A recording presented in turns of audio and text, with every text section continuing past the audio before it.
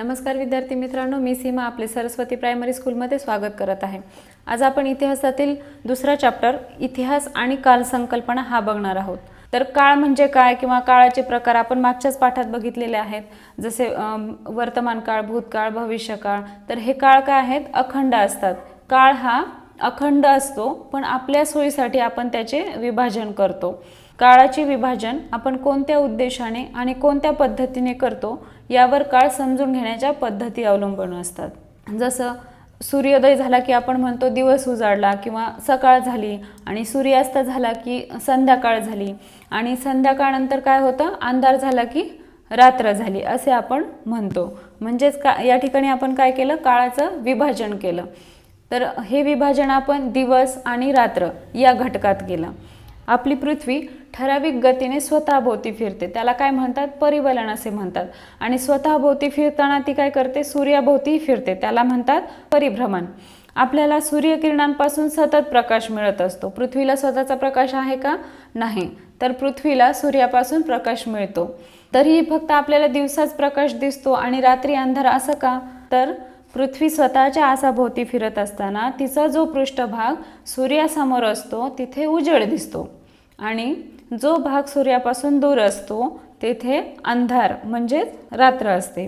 पृथ्वीला स्वतःभोवती एक प्रदक्षिणा पूर्ण करण्यासाठी 24 तास लागतात।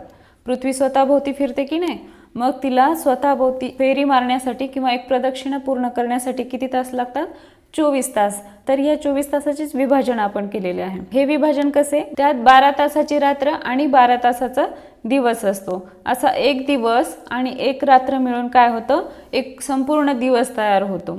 असा एक दिवस म्हणजेच काय, आपण त्याला वार म्हणतो। जसं सोमवार, मंगळवार, बुधवार। तर सोमवार ते रविवार अशा 7 वारांचा मिळून काय होतो, एक आठवडा तयार होतो। 2 आठवड्यांचा मिळून काय होतो, एक पंधरवाडा तयार होतो।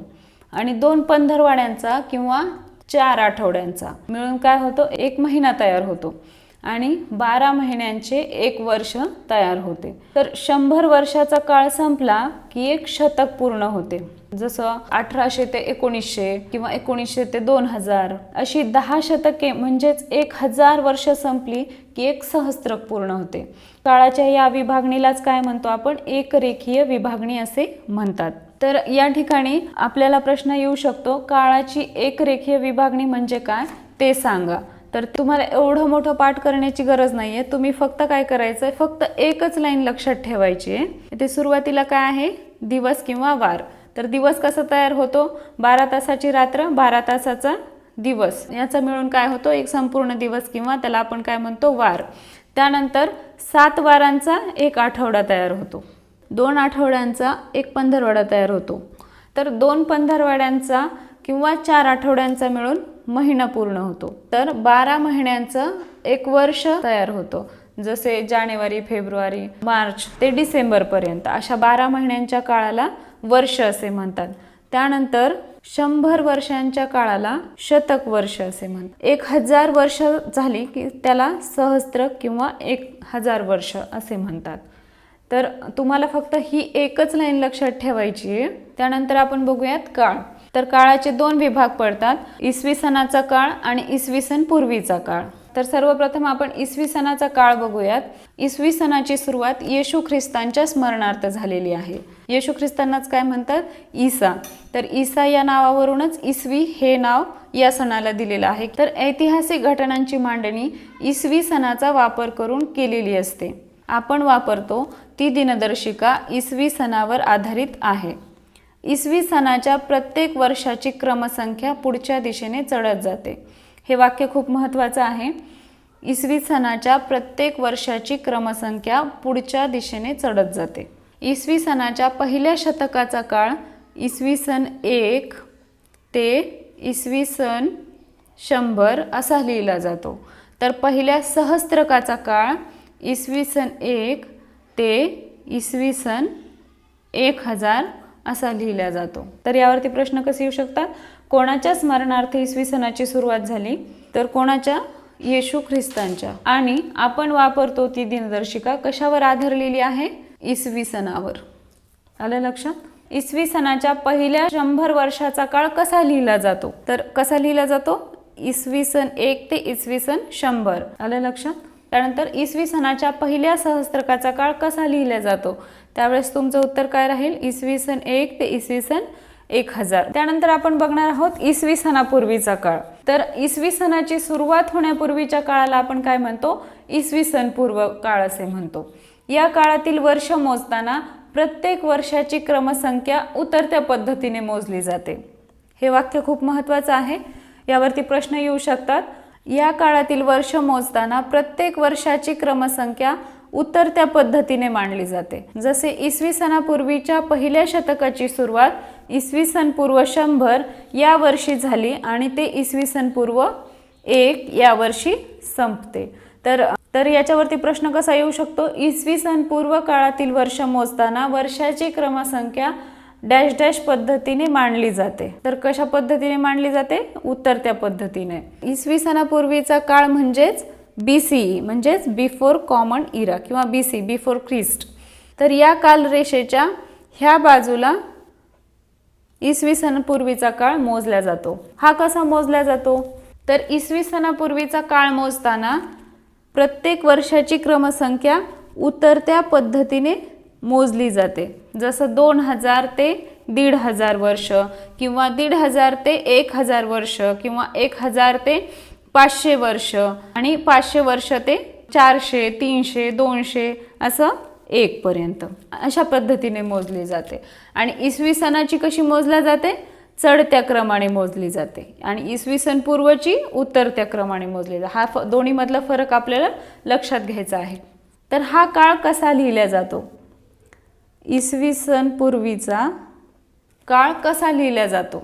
या ठिकाणी आपण काही उदाहरणे घेतलेली आहेत. जसे वर्धमान महावीरांचा काळ हा कसा लिहिला जातो? इसवी सन पूर्व 599 ते इसवी सन पूर्व 527 म्हणजेच 599, 598, 597 असं करत 527 पर्यंत असा उतरत्या क्रमाने हा काळ मोजलेला आहे. तर त्यानंतरचं उदाहरण आहे गौतम बुद्धांचं. गौतम बुद्धांचा काळ कसा मोजला जातो? इसवी सन पूर्व 563 ते इसवी सन पूर्व 483 म्हणजेच 563, 562, 561, 560, 559 असं करत करत मागे 483 वर्षांपर्यंत हा काळ जातो. त्यानंतर बघूयात आपण इसवी सनाचा काळ. तर या ठिकाणी आपण काही उदाहरण बघूयात. जसं छत्रपती शिवाजी महाराजांचा काळ. यांचा काळ कसा लिहिला जातो? हा इसवी सनाचा काळ आहे. तर हा काळ इसवी सन 1630 ते इसवी सन 1680 असा लिहिला जातो. म्हणजे 1630, 1631, 1632 असं करत 1680 पर्यंतचा काळ. त्यानंतरचा आहे महात्मा गांधीजींचा काळ. त्यांचा काळ इसवी सन 1669 ते इसवी सन 1948 म्हणजेच 1869, 1870, 1871 असं करत कुठपर्यंत 1948 पर्यंतचा हा काळ आपण लिहिलेला आहे. तर या दोन्ही मधला फरक तुम्हाला लक्षात आला. तर दुसरा पॉइंट कालगणना आणि कालगणनेच्या पद्धती. तर कालगणना म्हणजे काय? तर काळाची लांबी मोजणे म्हणजेच काय? कालगणना होय. जसं पाणी किंवा दूध, पेट्रोल, डिझेल हे मोजण्याचं एकक कोणतं आहे? लिटर. आपण लिटरमध्ये मोजतो की नाही? तसेच अंतर मोजण्याचं किलोमीटर. त्याच प्रकारे काळ मोजण्याचंही एकक असतं.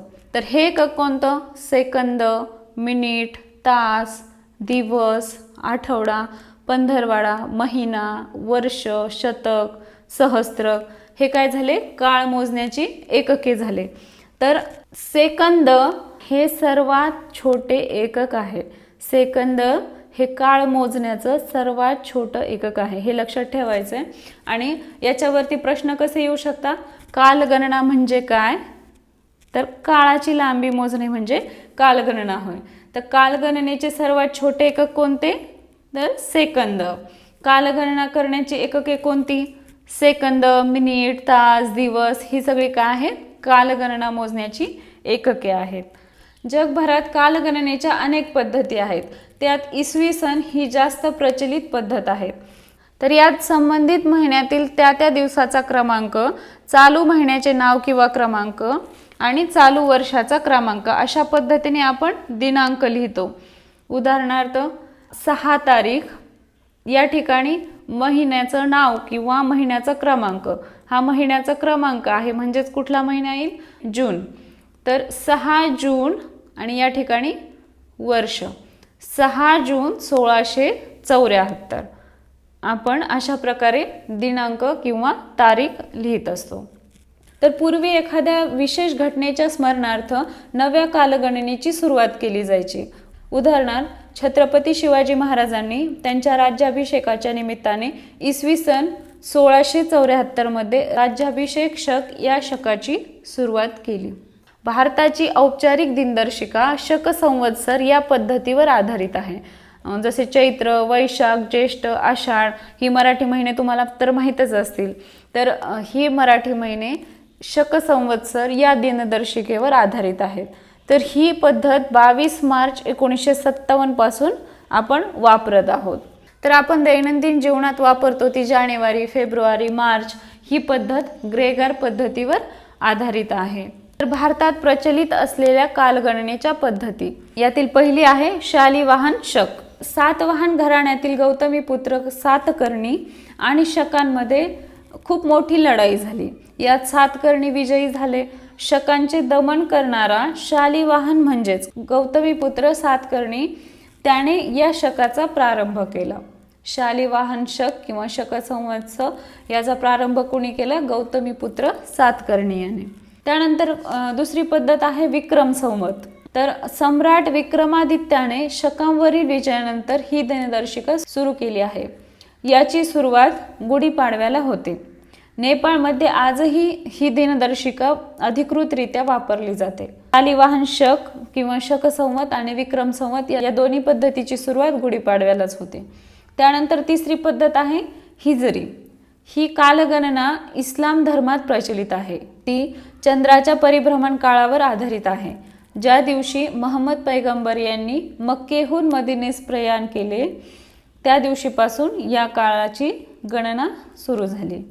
हिजरी म्हणजेच काय? प्रयाण किंवा प्रस्थान असे आपल्याला म्हणता येईल. त्यानंतर चौथी पद्धत शहेनशाही पद्धत. ही पद्धत पारशी समाजात उपयोगी आणली जाते. तर ह्या झाल्या भारतात काही प्रचलित असलेल्या कालगणनेच्या पद्धती. तर यावरती प्रश्न कसा येऊ शकतो? भारतातील प्रचलित असलेल्या कालगणनेच्या पद्धती कोणत्या? तर त्यावेळेस शालिवाहन शक, विक्रम संवत, हिजरी आणि शहेनशाही ह्या भारतात प्रचलित असलेल्या कालगणनेच्या पद्धती आहेत असे आपल्याला सांगता येईल. त्यानंतर तिसरा पॉइंट इतिहासाची कालविभागणी. इतिहास हे भूतकाळातील घटनांवर आधारित आहे. हे तर आपण मागच्या पाठातच बघितलं आहे. त्यावरून इतिहासाचा काळ आपल्या सूर्यमालेच्या उत्पत्तीच्या काळापर्यंत मागे जातो. आपली सूर्यमाला सुमारे 4.5 अब्ज वर्षापूर्वी निर्माण झालेली आहे. आपली सूर्यमाला किती वर्ष जुनी आहे? 4.5 अब्ज वर्ष जुनी आहे. तर साहजिकच सूर्यमाला जेवढी वर्ष जुनी तेवढीच ही सर्व ग्रह जुनी असे आपल्याला म्हणता येईल. त्यामुळेच पृथ्वी हा त्यातील एक ग्रह आहे. तर पृथ्वीची उत्पत्ती सुद्धा कधी झाली? 4.5 अब्ज वर्षापूर्वीच झाली. तर हा एवढा मोठा काळ आपल्याला एकदम समजून घेता येईल का? 4.5 अब्ज वर्षापूर्वीपासून ते आत्तापर्यंतचा हा संपूर्ण काळ आपल्याला एकदा समजून घेता येईल का? तर नाही. तर त्यामुळे काय केलेलं आहे? इतिहासाची विभागणी केलेली आहे. तर या ठिकाणी आपल्याला इतिहासाची काल विभागणी 2 प्रकारात केलेली दिसून येते. एक आहे प्रागैतिहासिक काळ आणि दुसरा आहे ऐतिहासिक काळ. तर या ठिकाणी आपण सुरुवातीला बघूयात प्रागैतिहासिक काळ. प्राग म्हणजे काय? पूर्वीचा. म्हणजे ज्या काळात लिहिण्याची कला अवगत नव्हती. उदाहरणार्थ अश्मयुग, ताम्रयुग किंवा आदिमानव यांना लिहिण्याची कला अवगत होती का? नाही. तर त्या काळाला आपण काय म्हणू शकतो? प्रागैतिहासिक काळ असे आपण त्याला म्हणतो. त्यानंतरचा आहे ऐतिहासिक काळ. ज्या काळाचा इतिहास लिहिण्यासाठी लिखित पुरावा उपलब्ध होतो त्या काळाला काय म्हणतात? ऐतिहासिक काळ म्हणतात.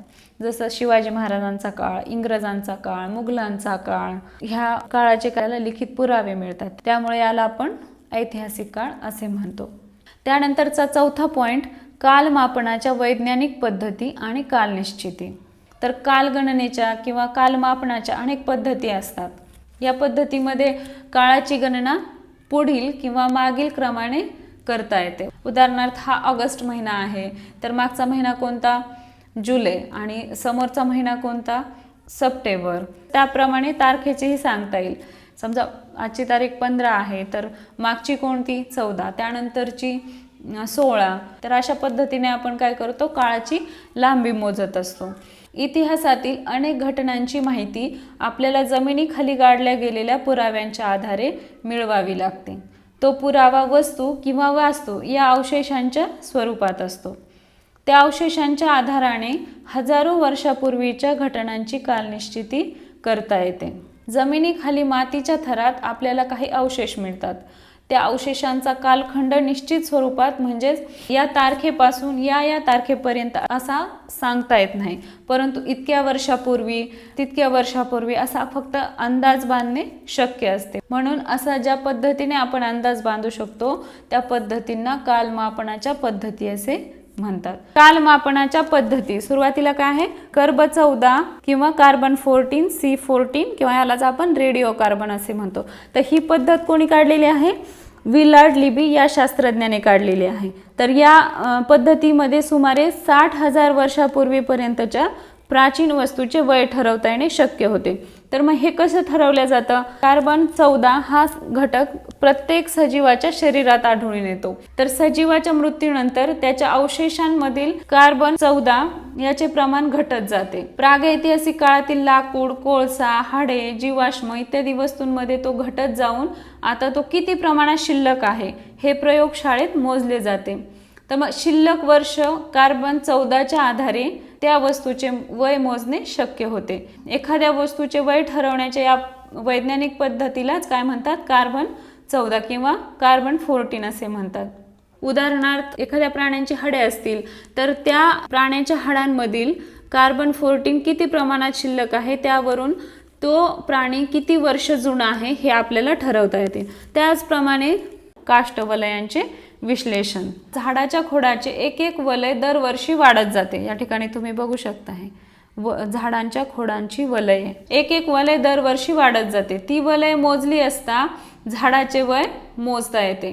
लाकडी वस्तूचे वय मोजण्यास त्यामुळे मदत होते. या पद्धतीलाच काय म्हणतो आपण, काष्ठवलयांचे विश्लेषण. तर या ठिकाणी आपल्याला प्रश्न येऊ शकतो, कालमापन करण्यासाठी कोणत्या वैज्ञानिक पद्धतींचा वापर केला जातो. तर त्यावेळेस तुमचं उत्तर काय असेल, कर्ब 14 किंवा कार्बन 14 आणि काष्ठवलयांचे विश्लेषण. आपल्या चॅप्टरच्या खाली हे तुम्हाला माहीत आहे का, ह्या कॅप्शन खाली काही अतिरिक्त माहिती दिलेली आहे. आपल्या पाठामध्ये उल्लेख आलेला आहे की आपली सूर्यमाला सुमारे 4.5 अब्ज वर्ष जुनी आहे. तर मग 1 अब्ज म्हणजे किती वर्ष हे आपल्याला सांगता येईल का. तर या ठिकाणी एक तुम्हाला टेबल दिलेला आहे, ते बघून घेऊयात. सुरुवातीला 100 गुणवले 10 म्हणजेच किती, 1000. मग 1000ला परत 10ने गुणवले तर किती होतील, 10,000. 10,000ला परत 10ने गुणवले तर किती होईल, 1,00,000. तर अशाच क्रमाने 10 कोटीला 10ने गुणले तर किती होईल, 1 अब्ज. तर 1 अब्जवर किती शून्य असतात काउंट करा, 1 2 3 4 5 6 7 8 9. तर 1 अब्जवर 9 शून्य असतात, हे आपल्याला लक्षात ठेवायचं आहे. तर याच पाठाशी रिलेटेड आपण आज एक ॲक्टिव्हिटी घेऊया. याच पाठात आपण छत्रपती शिवाजी महाराजांच्या जीवनातील महत्त्वाच्या घटना बघितलेल्या आहेत, जसं त्यांचा जन्म असेल, स्वराज्याची शपथ असेल किंवा आग्र्याहून सुटका असेल आणि कुठपर्यंत, मृत्यूपर्यंत. त्याच पद्धतीने तुम्हालाही तुमच्या जन्मापासून ते आजपर्यंतच्या महत्त्वाच्या घटना कालगणनेच्या एकरेखीय पद्धतीने मांडायच्या आहेत. तर आय होप तुम्हाला आजचा चॅप्टर समजला असेल.